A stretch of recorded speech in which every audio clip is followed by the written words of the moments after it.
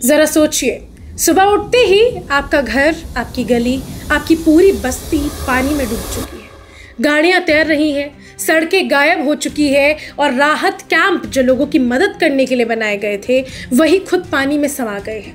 ये मैं आपको कोई सपना नहीं बता रही हूँ या फिर कोई फिल्मी सीन नहीं है, बल्कि दिल्ली की हकीकत है। यमुना नदी खतरे के निशान से ऊपर बह रही है। राजधानी का बड़ा हिस्सा जलमग्न हो चुका है और हालात हर घंटे बिगड़ रहे हैं। लेकिन बड़ा सवाल ये है कि ये पानी कहाँ से आ रहा है? आखिर यमुना बार बार दिल्ली को क्यों डुबा देती है और सरकार की तैयारियां सिर्फ कागज पर ही क्यों रह जाती है? आज मैं आपको बताऊंगी कि यमुना का पानी 207 मीटर से ऊपर कैसे पहुंचा, कौन कौन से इलाके सबसे ज्यादा प्रभावित है, क्या कर रही है एनडीआरएफ और डीडीएमए, और दिल्ली ही नहीं बल्कि हरियाणा, पंजाब तक बाढ़ का आलम कितना खतरनाक हो चुका है। दिल्ली के पुराने रेलवे ब्रिज यानी लोहा पुल पर सुबह 7 बजे यमुना का जल स्तर 207.48 मीटर दर्ज किया गया। अब आप सोच रहे होंगे कि इसमें नया क्या है, तो सुनिए, ये आंकड़ा मामूली नहीं है। 1963 से रिकॉर्ड रखा जा रहा है और ये अब तक का तीसरा सबसे ऊंचा स्तर है। इसका मतलब है कि हालात 1978 जैसे ऐतिहासिक बाढ़ की ओर बढ़ते दिख रहे हैं। यमुना बाजार, यमुना खादर जैसे इलाके पूरी तरह खाली कराए गए। मयूर विहार फेज 1 के पास बने राहत कैंप भी पानी में डूबते नजर आए। सिविल लाइंस, बेला रोड और कश्मीरी गेट तक पानी पहुंच गया। रिंग रोड और आउटर रिंग रोड तक बाढ़ का पानी आ गया और ट्रैफिक ठप हो गया, गाड़ियां डूबती हुई दिखी। यहाँ तक कि अलीपुर में तो बारिश से सड़क ही धंस गई। एनडीआरएफ और डीडीएमए की जंग, उसके बारे में आपको बताती हूँ।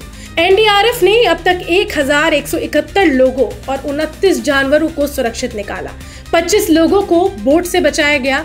उस्मानपुर के पास 11 घंटे तक चला रेस्क्यू ऑपरेशन, जहां 3 लोग, 6 कुत्ते और 1 बछड़ा जिंदा निकाले गए।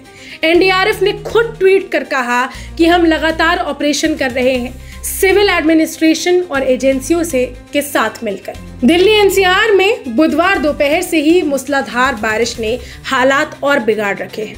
मौसम विभाग ने अगले 3 दिनों तक बारिश और गरज चमन के साथ तूफान की चेतावनी दी है। हरियाणा के गुरुग्राम, फरीदाबाद, सोनीपत, पलवल, मेवात और पानीपत के लिए रेड अलर्ट जारी कर दिया गया है, यानी 15 मिलीमीटर से ज्यादा बारिश प्रति घंटे हो सकती है। पंजाब, मध्य प्रदेश, यूपी, गुजरात, हिमाचल, जम्मू कश्मीर, यहाँ तक कि आधा उत्तर भारत ऑरेंज अलर्ट में है। पंजाब इस वक्त बाढ़ से ग्रस्त है। उन सब की भयावह तस्वीरें तो आप तक पहुंची गई होगी। पंजाब में हालत बहुत खराब है। 37 लोगों की मौत हो चुकी है। 1.75 लाख हेक्टेयर फसल जो है वो बर्बाद हो चुकी है। 23 जिले प्रभावित है।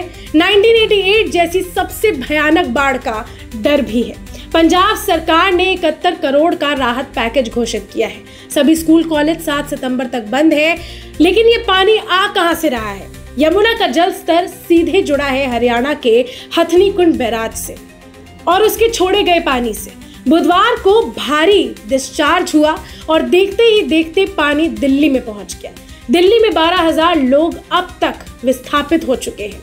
तो दोस्तों, सवाल यही उठ रहा है, क्या ये सिर्फ बारिश का पानी है या हमारी नीतिगत नाकामी? हर साल यमुना खतरे का निशान क्यों पार कर जाती है? जब राहत कैंप ही डूब जाए तो सरकार की तैयारी पर कौन सवाल नहीं उठाएगा? दिल्ली जो देश की राजधानी है, जहां से पूरा भारत चल रहा है, वही शहर कुछ घंटों की बारिश और यमुना की लहरों के सामने बेबस नजर आता है। यमुना का जल स्तर अब 207.48 मीटर पर है और बस कुछ ही इंच दूर है 1978 की तबाही से। इतिहास गवाह है कि जब जब यमुना ने अपना रौद्र रूप दिखाया है, दिल्ली ने महीनों तक जख्म झेले। इस पूरे मामले पर आपकी क्या राय है? इस पूरी बाढ़ वाली जो सिचुएशन है, इससे आप सावधान रहें, अपना ध्यान रखें और हमें कमेंट्स में ज़रूर बताइए, क्या आपके इलाके में भी ऐसा ही देखने को मिल रहा है? क्योंकि अब बारी है कि हम सब सतर्क रहने की कोशिश करें। एनडीआरएफ और प्रशासन को सपोर्ट कीजिए, अफवाहों से बचिए, सुरक्षित स्थानों पर रहिए और प्रशासन की अपील ज़रूर मानिए।